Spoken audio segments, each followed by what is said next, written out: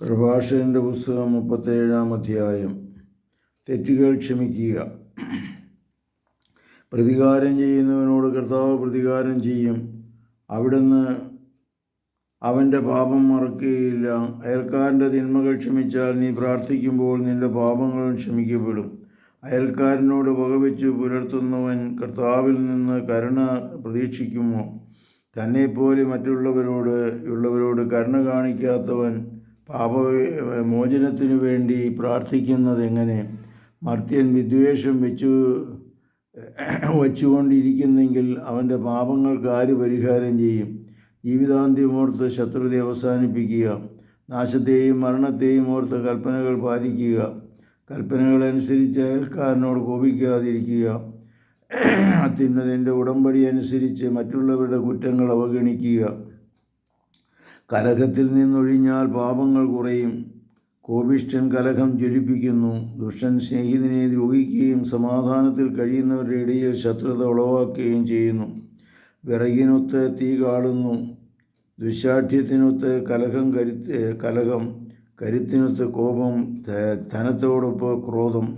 തിടുക്കത്തിലുള്ള വാഗ്വാദം അഗ്നി ജ്വലിപ്പിക്കുന്നു. പെട്ടെന്നുള്ള ശണ്ട രക്തച്ചൊരിച്ചിൽ ഉളവാക്കുന്നു.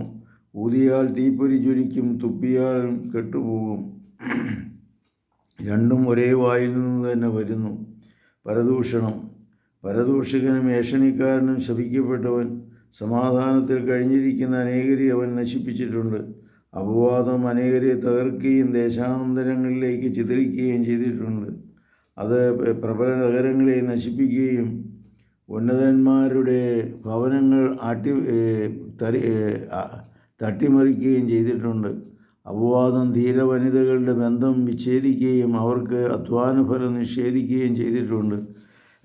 അപവാദത്തിന് ചെവി കൊടുക്കുന്നവൻ സ്വസ്ഥത അനുഭവിക്കുകയോ സമാധാനത്തിൽ കഴിയുകയോ ചെയ്യുന്നില്ല. ചാട്ട കൊണ്ടടിച്ചാൽ തിണർപ്പുണ്ടാകും. നാവുകൊണ്ട് പ്രഹരിച്ചാൽ അസ്ഥികൾ തകരും. വാഴ്ത്തൽ അനേകരെ വീഴ്ത്തിയിട്ടുണ്ട്. നാവുകൊണ്ട് വീഴ്ത്തപ്പെട്ടവൻ അതിലേറെയാണ്. അപവാദമേൽക്കാത്തവനും അതിൻ്റെ കോപത്തിന് ഇരയാകാത്തവനും അതിൻ്റെ നുകം വഹിക്കാത്തവനും അതിൻ്റെ ചങ്ങല വീഴാത്തവരും ഭാഗ്യവാൻ.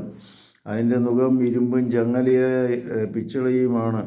അത് വരുത്തുന്ന മരണം ദുർമരണമാണ്. പാതാളമാണ് അതിനേക്കാൾ അഭികാമ്യം. ദൈവഭക്തൻ്റെ മേൽ അതിന് അധികാരമില്ല. അവൻ അതിൻ്റെ അഗ്നിയിൽ ദഹിക്കുകയുമില്ല. കർത്താവിനെ പരിത്യജിക്കുന്നവൻ അതിൻ്റെ പിടിയിൽ അമരും. അത് അവരുടെ ഇടയിൽ കത്തിജ്വലിക്കും. കെടുത്താൻ കഴിയുകയില്ല. സിംഹത്തെപ്പോലെ അത് അവരുടെ മേൽ ചാടി വീഴും. പുലിയെപ്പോലെ അത് അവരെ ചിന്തിക്കളയും. നിങ്ങളുടെ സുഹൃത്ത് മുള്ളുവേലി കൊണ്ട് സുരക്ഷിതമാക്കുക.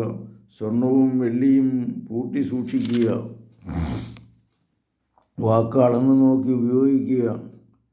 വായ്ക്ക് വാതിലും പൂട്ടും നിർമ്മിക്കുക.